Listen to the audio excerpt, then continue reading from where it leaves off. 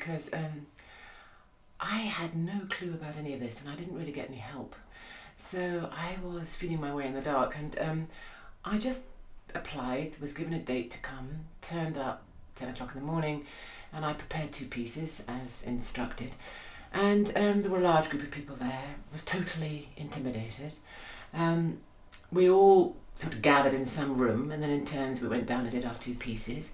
And then we went back to the room, and I was sitting in this room, totally convinced it was, a waste of time and a disaster. And there were some people there auditioning who had sort of, satin trouser suits on and had come with their agents, and then one woman was having her back massage. She brought her sort of masseuse or something, and I thought, I am totally out of my depth and out of my league. And then the phone rang in the room. We were all sort of held together, and the phone rang in the room, and I was nearest the phone, so I picked it up, and a voice on the other end said, the following people, this is a list of the following people who I thought, they said, should stay. So I read out this list as it was read to me, these names of some of us in the room. So I said to these people, okay, well, you're in, and so I put the phone down, I got my coat and picked up my bag and walked out of RADA and down Gower Street. And then John, who was a famous doorman at RADA, who was there for decades, a huge great burly guy, came running down Gower Street after me. He said, where do you think you're going? So I said, well, I think I've been told to leave. He said, no, you haven't, you've been told to stay. So I came back in, and it turns out I'd given completely the wrong information. The list of people was the list of people being told to stay rather than leave rather than stay. Anyway, so really thanks to John the doorman that I made it through to the second round that afternoon. I had no expectations of getting in. I was very, very green, and as I say, I hadn't had much help with these pieces, so the whole thing was just a sort of leap in the dark, really. Terrifying, But I think in a way because since I never expected to get in, I didn't, in a way, have anything to lose. Maybe that was a good state of mind to be in. I had a place at university to read English and drama, and that's what I was going to do, and I'd wanted to do English and drama joint honours at Bristol University for years. It was quite hard to get on, and I got this place at Bristol. So it was fantastic. And I left school with that Bristol University place. And then, and this is something I talk to students about, I suddenly thought, literally woke up one morning in my gap year and thought, what am I doing? I don't want to read this subject at university. I don't want to study drama, really. I want to be in it. I want to be inside it. I want to inhabit it.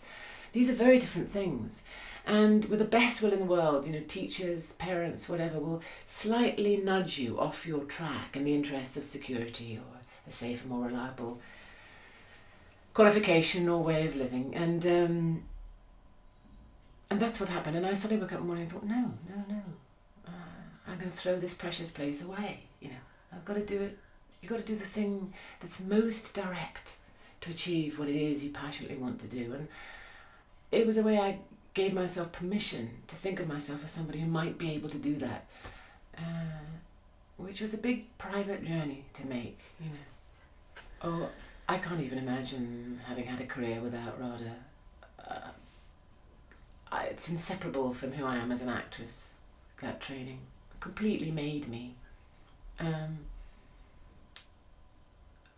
I am still learning from things that I was taught there 30 years ago. I mean, there were quite a lot of things I was taught and told then that I thought, not quite sure I get that, but I stored it somewhere, and then sometimes a year or 3 or 10 or 20 years later, that penny will drop, and you think, I see what she was talking about, or you remember some phrase from when you were 19 that some teacher kept bellowing in a room, and we had some incredible teachers, almost from a different era, like the famous Madame Fedro, worked with ballet. She'd worked with Max Reinhardt. She was almost from a different era, and she was very old when I arrived, and she talked a language that we didn't really understand, about movement. She was an incredible period movement teacher, so she taught us restoration movement and so on. We didn't really understand a lot of that. But as the years went past later, what she had spoken about and how she had, and images of her body shape and kinds of energy and questions of balance, and I don't know, those things stayed with me and fell into place later with experience, when experience arrived to match them.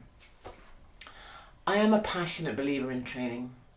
You wouldn't become a plumber without learning the trade and having an apprenticeship. I don't understand how people can think they can walk into the industry without training. You can play different versions of yourself for a while, but if you want to learn the craft, which is to transform into other people who are not yourself, who may be different sex, different age, different race, you have to have a tool bag. You have to understand how to do that, and acting is transformation.